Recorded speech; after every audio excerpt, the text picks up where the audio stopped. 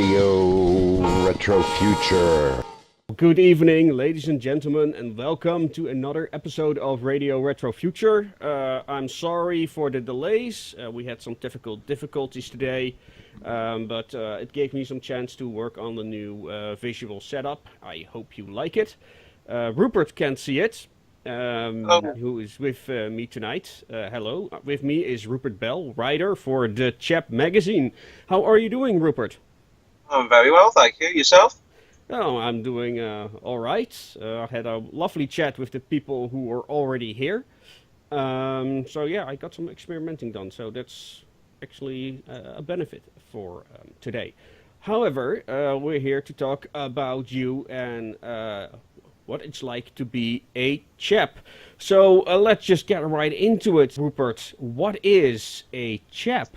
A chap, in my personal opinion, is somebody who admires the principles of the past, but cherry picks the best elements. So they might enjoy dressing a particular way from the 20s, 30s, 40s, or even further back, but they actually try to hold on to some of the basic principles what they had back then, which you find people were a lot more politer. Society was a lot more relaxed over certain things, i.e. it just seemed to be you could hold a door open for someone and it was absolutely natural. It wasn't a massive, wonderful act. It was just seen as a genuine, normal thing. Nowadays, if anybody tries to do anything like that, it's classed as being a bit strange if you try to help out a fellow person. And Chapism, when it started, the whole point of it was almost a protest, really, against modern vulgarity. There is nothing wrong. Like the whole basic ethos was dress well, be nice to each other, and even if you don't want to wear a three-piece suit or wear tweed or dress well or do anything along the attire lines, there was no reason why that people couldn't cultivate basic manners. And that was the biggest principle to me of being a chap. It was, when I first joined, it was incredible. It was, and it still is. It's incredibly friendly and welcoming. So yeah, it's good to actually be part of a scene that will always carry on being that way. That is the whole ethos of it. At the end of it, I always say to people, you can put a chimpanzee into a suit and will still act like a chimpanzee. If you learn the most basic things of all, which is good manners, then, you know, once you start to go down those roads, it opens up so much more in life and it becomes a lot more pleasant. Okay. And, well, chap to me sounds like a kind of a gender term. Is it also for women? With women, it's chapettes or chapesses. It's basically the whole thing is welcome to everyone. There is no, at the end of the day, it's not just men that have good manners, that ladies have manners as well, so it encompasses everyone. Everyone is welcome. It doesn't matter what their background is, who they are, where they come from. At the end of the day, all that matters is that we all get along, and that's all we want. I was kind of curious to this because I have lived with Chaps, so I'm really happy to have you here to explain something to us. But let's talk about you for a moment, because, you know, where do you come from and how did you become a chap? Well, I'm from Birmingham in the UK, as my accent gives away. I became interested in Chapism back when I was 18, so it's coming up to 15 years now. I started to go to burlesque events. I saw one advertised and thought that looked fun. Saw that the fact that people were getting dressed up in a vintage way, it looked good fun, so I thought, well, I'll give it a go. For about a year, I went round to various burlesque events, but then you learn that you need to have a bit of a wardrobe. It's nice to wear something old-fashioned. It just goes with the atmosphere. It was part of the fun. Then, about a year later, a friend of mine said to me, she runs an art gallery here, and she said, you've got to read this magazine that we've had come in. It's called Chap. It's really funny. Of course, I brought a copy, read it. I thought, this is absolutely brilliant. Then I discovered at the time there was an online club. It still exists now. It's called the Sheridan Club. This was the original format. And it was an online chat room. It was quite basic in setup and design, but it was an online chat room, and it was full of like-minded people who are interested in the vintage lifestyle, shall we say. So they used to meet up, go on holidays, go on different events, just go to the pub together to socialise, and that was how it started, and then it just went from there then. And this is also your daily dress? Not all the time, no, because with the Chapism side of things, there's also an element of practicality. I work as a pipe fitter plumber by my day job, so I'm an engineer by trade. I could never wear this to work. It would end up being destroyed. But again, it comes back to my beginning point. I still carry my chap ethos to heart as well. Even though I won't be dressed as smartly as I normally am, I still maintain the same values. I will still be polite to people. I will still hold doors open, even though I don't actually look the part. It's a mentality, I understand. Is there a relationship, you think, between the clothes and the philosophy, so to speak? Or are there people in your club that just go about in their normal clothes when they come to your gatherings, and it's all about the behavior? Yeah, we still get people that you get a nice cross-section of people. There were people who... I've had people I work with who subscribed to the Chap. They would never dream of wearing anything, sort of, they would never wear tweed or a three-piece suit or a hat, but they totally and utterly understand the whole concept. I mean, quite a few years ago, the Chap did a mini protest through London, which was called Civilise the City. The whole point of Chapism was that we're trying to spread the message of bringing back a bit of civility to society. So in dressing quite old-fashioned, in wearing a three-piece suit, wearing a top hat, you're making yourself to be seen. You're a beacon to everybody else. So therefore, when people see you, they'll say, so why are you wearing this? Why are you doing that? So then you explain to them, bringing back, certain elements, such as good manners. It is a form of, it's almost like being a punk, in a sense. It's not conforming to what everybody else does. It is a protest, in a sense, against how society now has gone. Dressing old-fashioned it just emphasises the fact that we are trying to go back and bring back certain things, just purely because it does make life so much nicer to be. You can't understand how, when you first start doing it, you do think that it's all about being stuck up, for argument's sake, or I've got to look down on everybody. But that's not what Chapism is about. Chapism is about, it encompasses everybody. It's all about, once you get the mindset of being a chap or a chapette, then you just grow from there. Then you can dress that way if you so wish. It just adds to the experience. And not only that, 99% of the time, it is so much nicer to see somebody smartly dressed than just something they've thrown on. But again, it's all about you as a person. I mean, as I say, I still consider myself as being 100% chap, even when I'm at work and I'm wearing my work overalls. So it's definitely something that comes from within. Exactly. You just mentioned it's kind of like being a punk, and when I think of the punks of the 70s and 80s, they were kind of like anti what we now would call a chap, anti the establishment. So are we going full circle here? It's I think, well, the way we look at it is it's what we call anarcho-dandism. Mm-hmm. It's a term that it's the ethos of being a punk. The whole ethos of the punk in the 70s was to go against what everybody else was doing. You did your own thing. They did it their way. This is the same with us. They had their dress of having a Mohican haircut, wearing loads of spikes and a ripped t-shirt. With us, our way of going against society is to go and wear a three-piece suit, wear a bow tie, wear a nice hat. It's an expression of a person. Then it is how you come across an individual. I still go to concerts now and gigs. I quite happily listen to punk music now, and I will go to a gig wearing this because I've still got the same ethos as the people there. We might not dress the same, but I'm still on the same level as them. I will still get as involved as they do.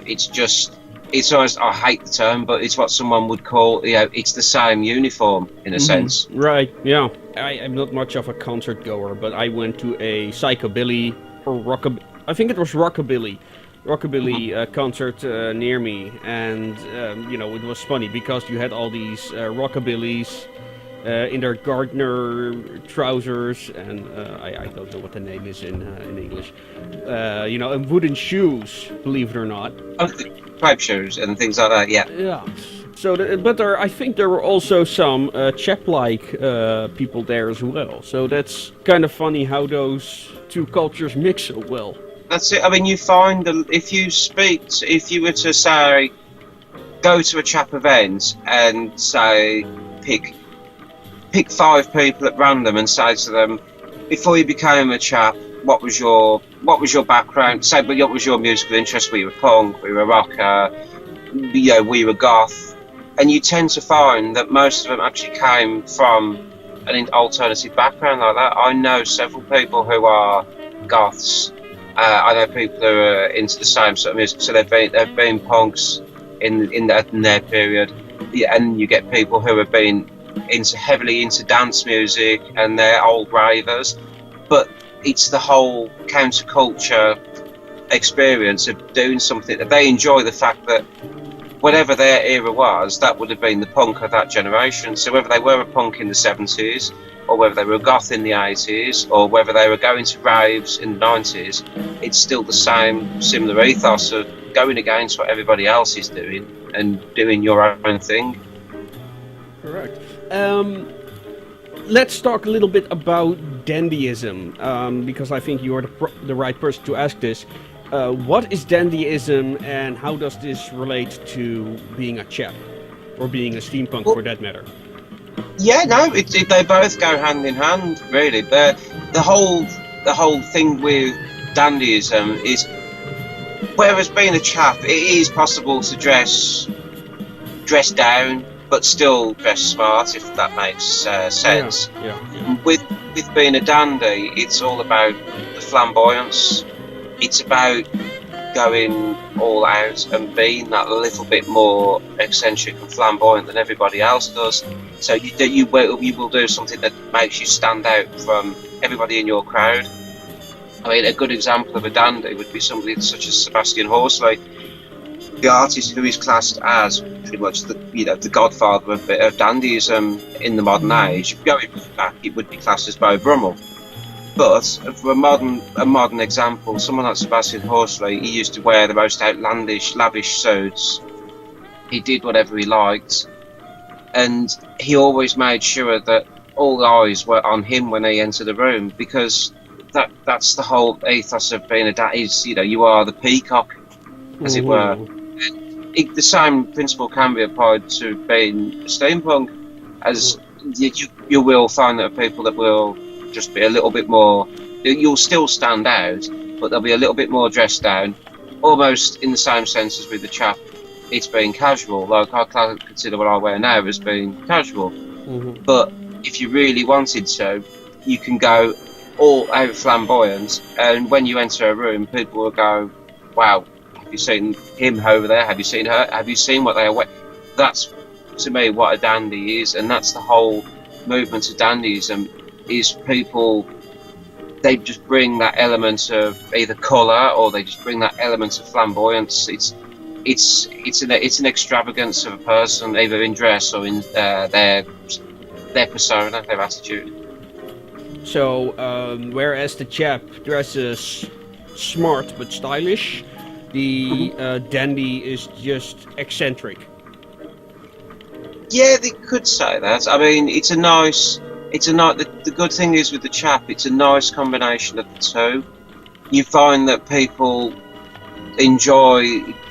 There is no hard, fast set rules. It's nice because I know that there are people who enjoy being a lot more subtle with how they dress, and then I know other people who will wear fantastic, really, really loud, eye-catching attire. But again, it's all about the same ethos we have, and it's good. It's something really nice to see. It's a bit of difference. It just breaks things up. Otherwise, what you'll find is people will just carry on looking the same. It's so easy to fall into the trap of, we all go against about modern dress because nobody wants to be looking like a clone, but it's so easy to do it in our world as well.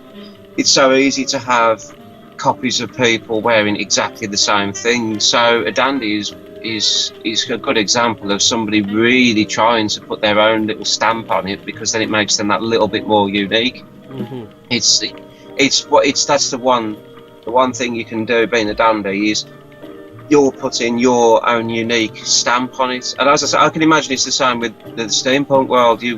Because you've got so many people doing similar things, it's always good to find someone who'll do something a little bit more extra, and you can say that they will stand out. In a crowd of 1,000, you'll be able to say, that person there, that looks amazing. And that to me is what a dandy does, is that the ability to walk into a room and the whole room will turn and say, that person, and that's what it comes down to.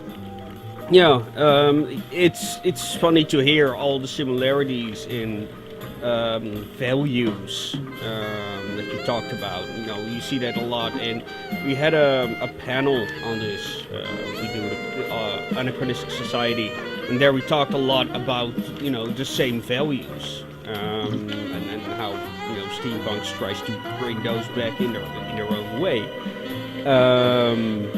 Cherry picked they might be, just like you said. Yeah, that's it. I mean, let's be honest. I mean, if I was to go back to living in the 40s, I probably would have been thrown in prison now for being a homosexual.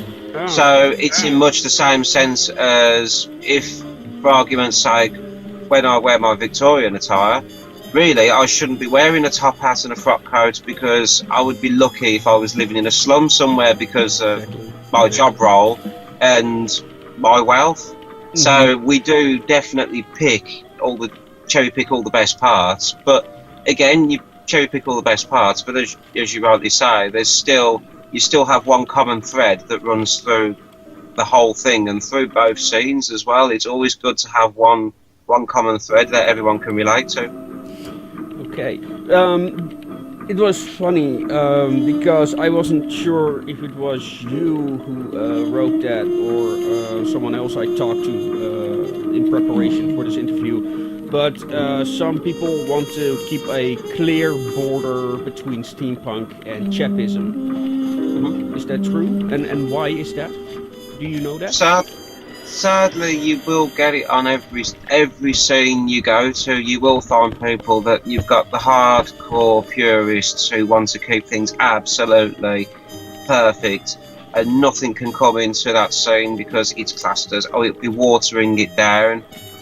And people will say, oh no, but it's not quite right. I mean, I know for a fact that there are people, sadly, out there in Chapism who are a bit snobbish about certain things, and just as I can imagine in the steampunk world, you will have people that will say, oh, you can't wear that because it doesn't look right, or it's not the particular thing.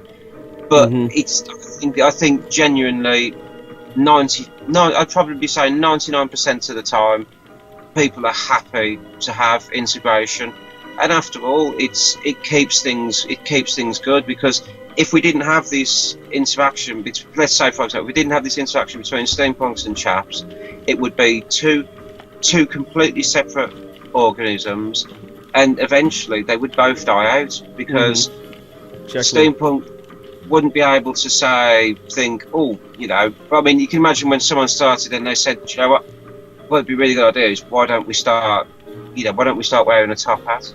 And someone from the chap will say, you know what, I actually really like what they've done with making that modern item look old-fashioned.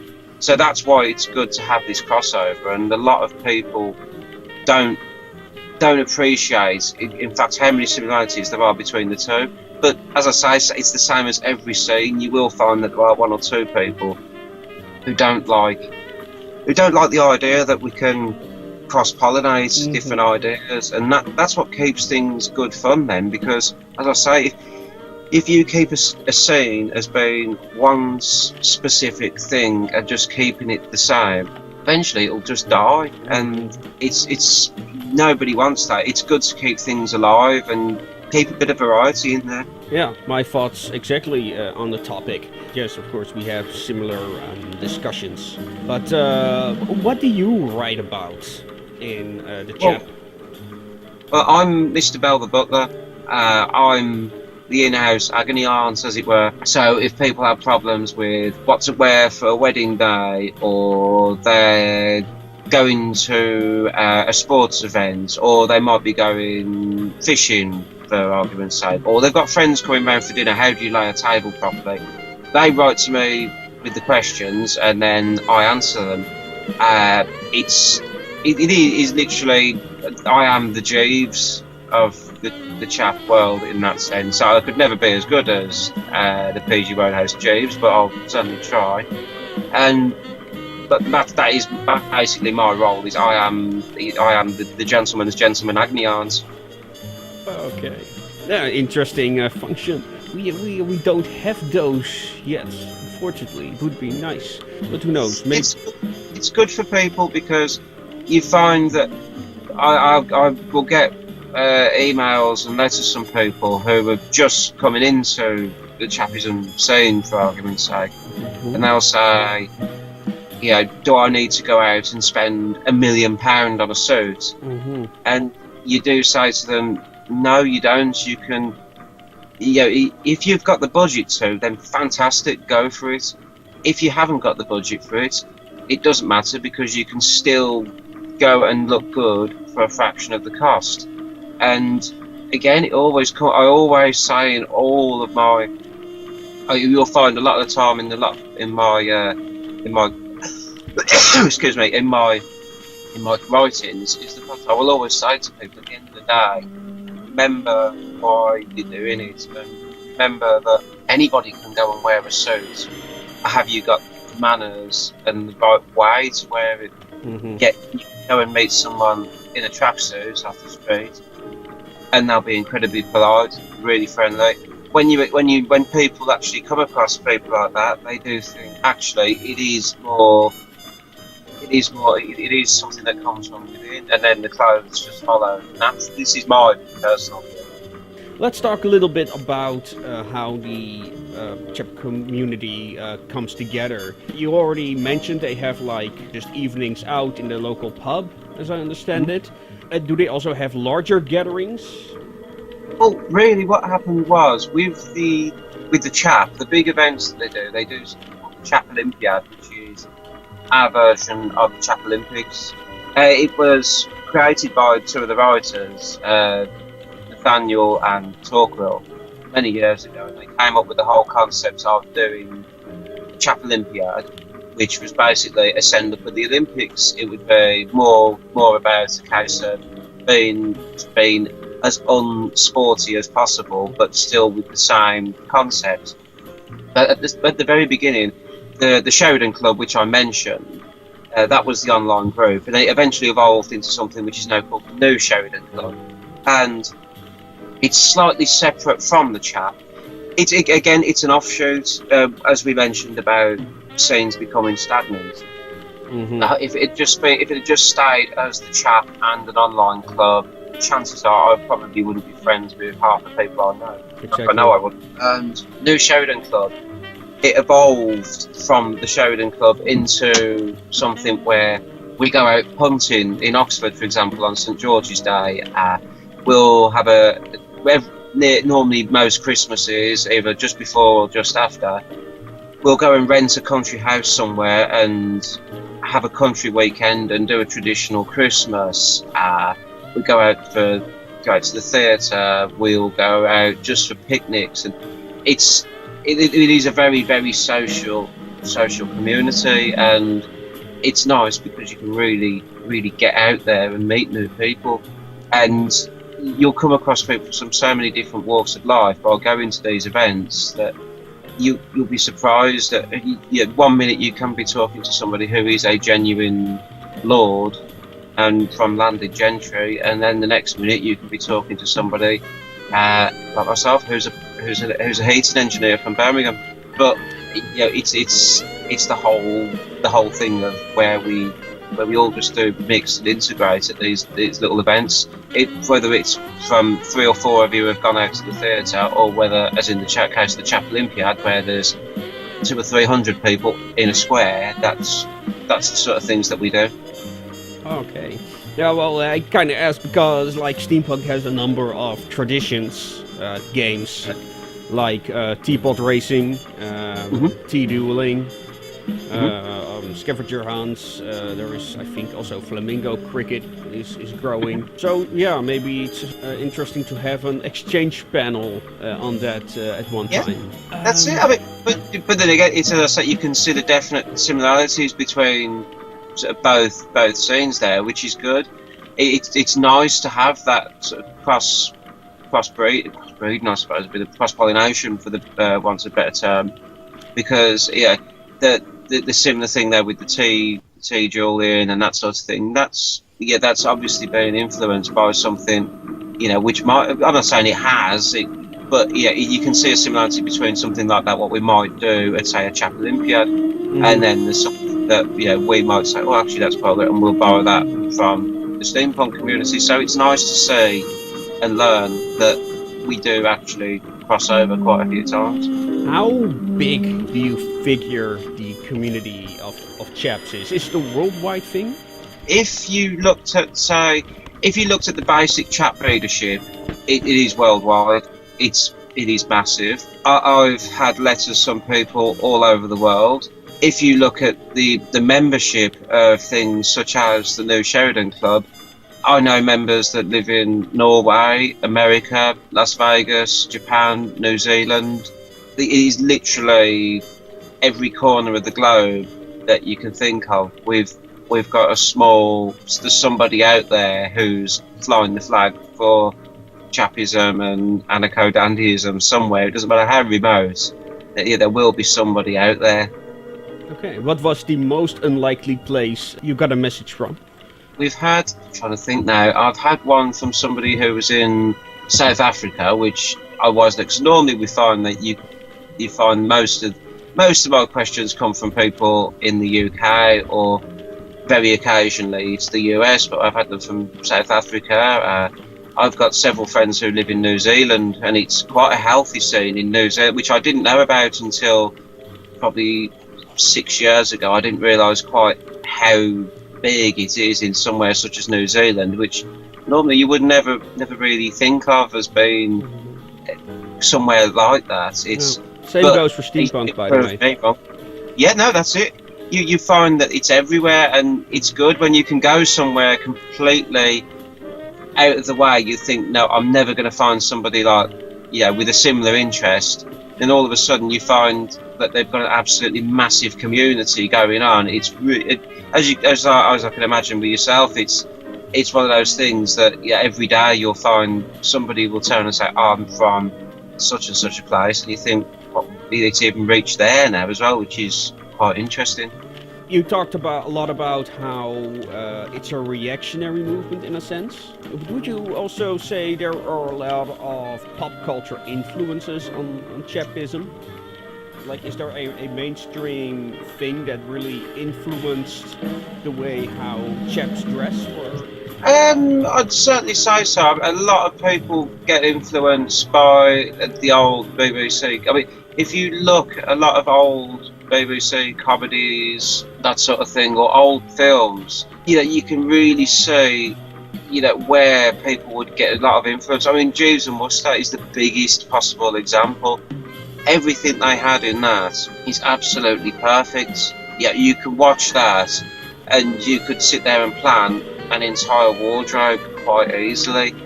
Some of the old Ealing comedies, you can just see how they wore it in those. It was so brilliantly researched that people, who were inspired to start dressing that way or taking a leaf out of their book could do no worse than to watch some of these programs, because what they actually have is pretty much as it would have been worn in the 20s and the 30s. Not so much recent. It's unusual really, because recently it seems that certain times when they've tried doing it, they haven't quite got it.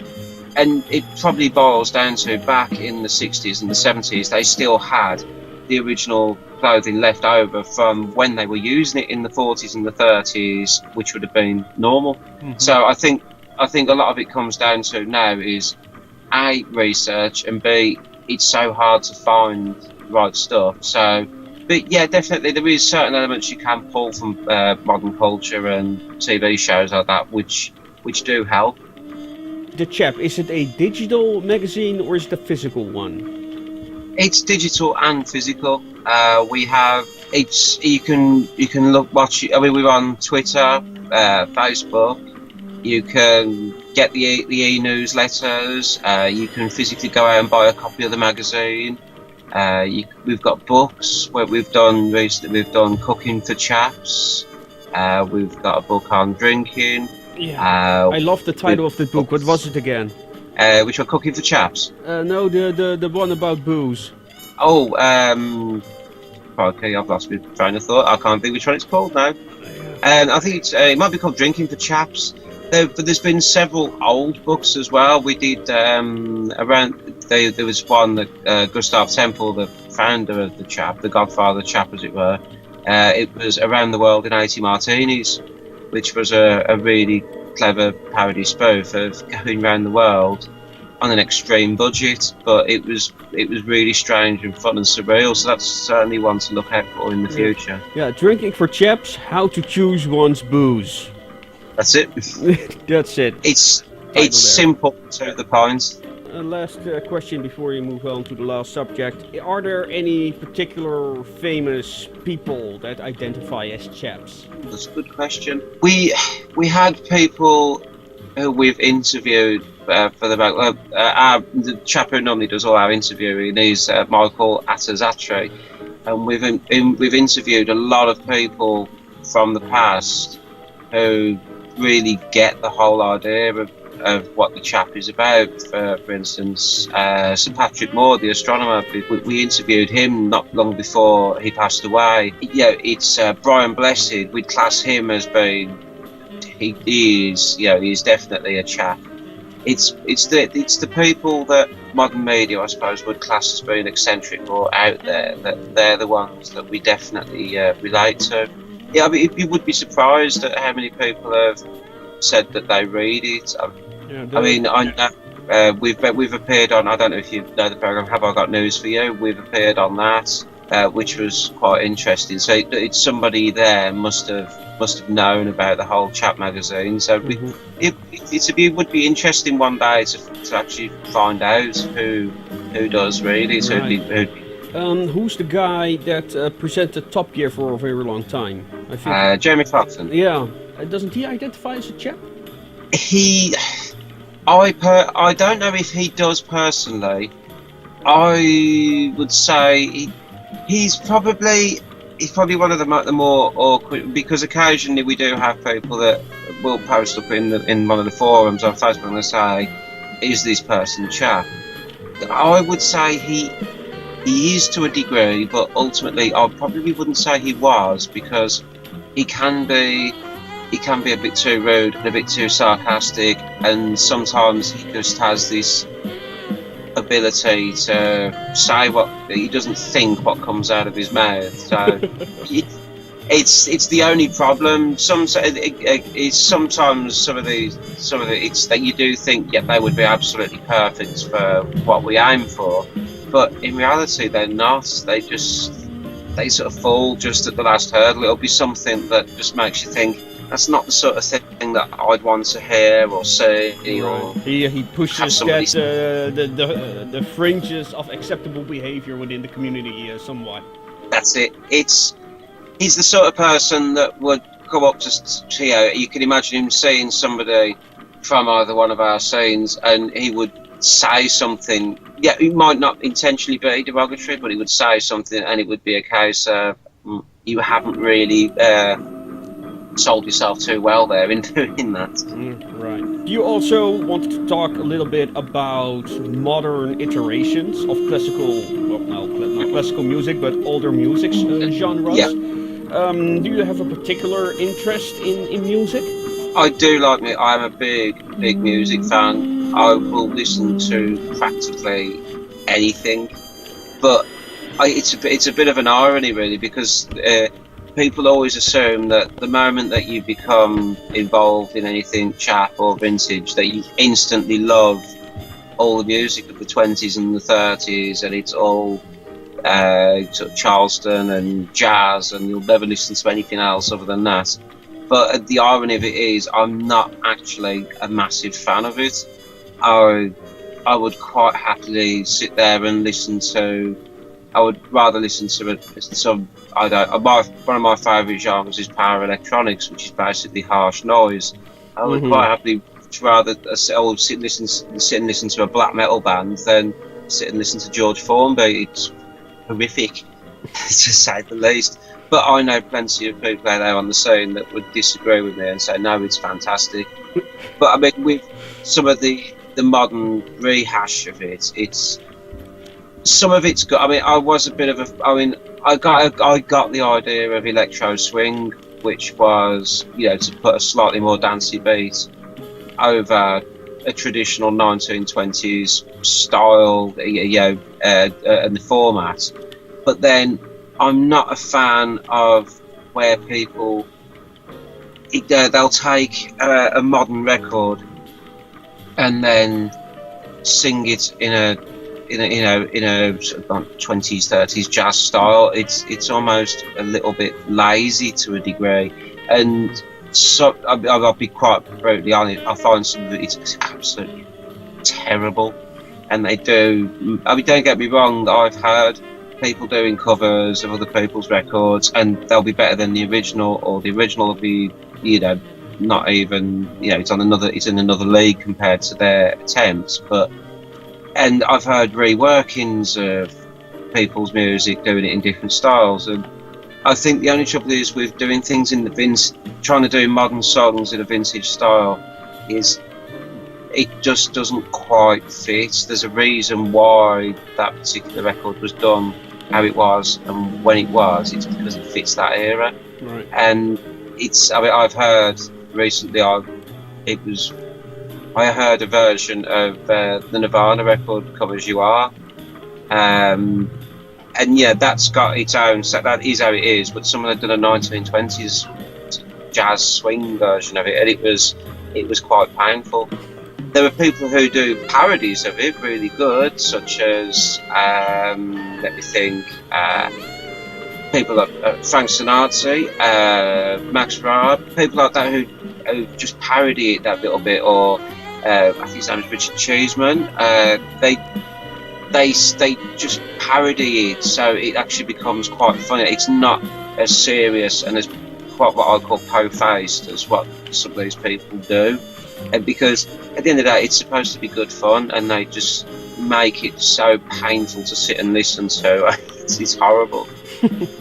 Okay. I guarantee people will complain about me saying that, but if anybody knows me, they'll know that I'm quite honest about it all. Yeah, and I also showed you the Retrotronics designs that are done by a Dutch company called Recatech, where they basically take, things like jukeboxes and remake it in a way it can be used with modern technology.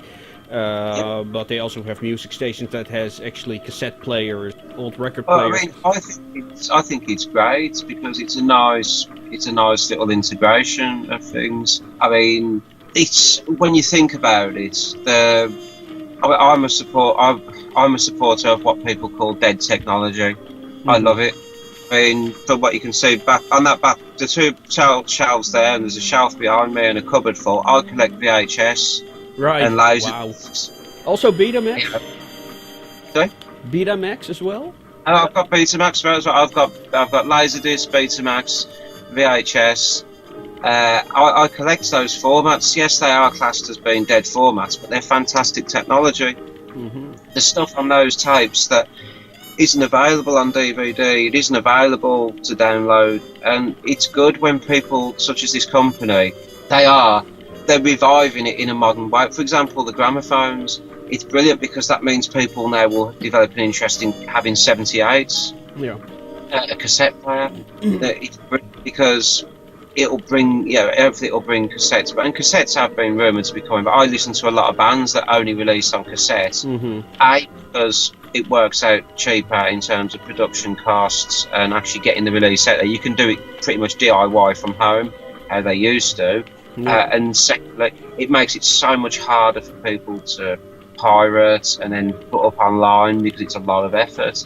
And it's good to see companies like that encouraging older style formats to come back and doing it as they are as well. It makes it a lot more accessible for people because people will go out and they'll buy something that they'll think, oh, that looks really quirky, it's quite old fashioned, oh, it's got a tape player, I've got old tape, I can now listen to them again. So it's good. I like things like that because it's bringing something back. Yeah, well, it's interesting that what you just said, that it actually is a good anti-piracy measure. But the Ring Attack basically started out because there was a shortage of record players. That's where they got the idea from. Then they started, using the old design. And now they also have a contract with, I think, the family of Elvis Presley, so they can use images of him on the jukeboxes and record cases. So that's really great. And I was where I was going with that is that there is this game designer from like the first hour from when gaming started, and he has made games he can't play anymore because the medium doesn't exist. Like stuff from the 4 floppy disk, the 2.5-inch floppy disk. So it's funny that you mentioned that. I doubt. I've had musicians. I've got an album by it's a few tracks, and they released it on a floppy disk. I still haven't heard it to this day because I've got no way of playing it, sadly. But it's I think a lot of people overlook because technology changes so fast and just goes so rapidly. A lot of things because people don't realise actually how good they are.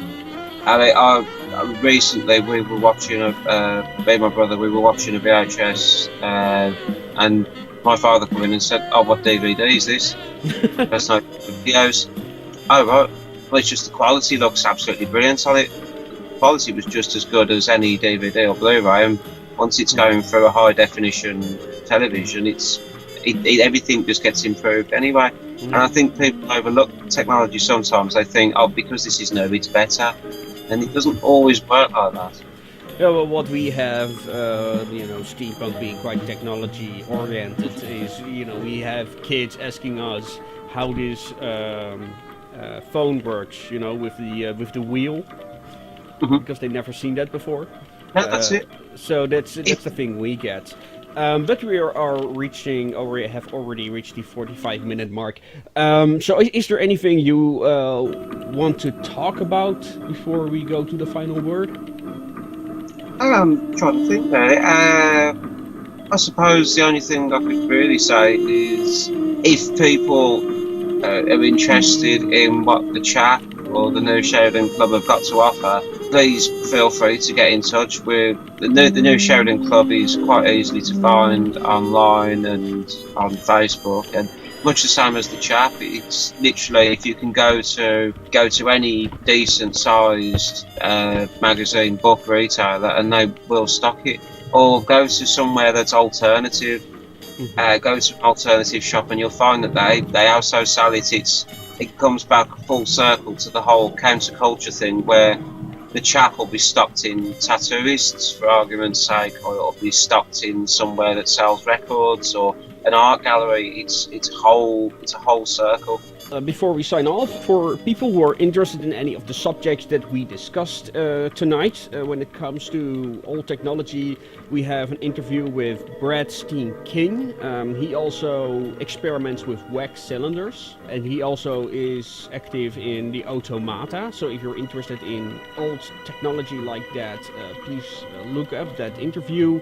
We also talked about values in society or anachronistic society panel on what if steampunk goes mainstream. So if you're interested in that subject, you're free to check that out. Let's see, are there any other... I'm sure there are more conversations I've had on this channel by now that are somehow connected to this. But we'll leave it at this for now. So people, if you enjoyed it, please give this video a like and don't forget to subscribe for more content. I'm working also on some new columns. So yeah, that's going to be interesting. If you have suggestions for guests, or you have something to tell or want to simply have a conversation with me on my channel, you can contact me on the links I have.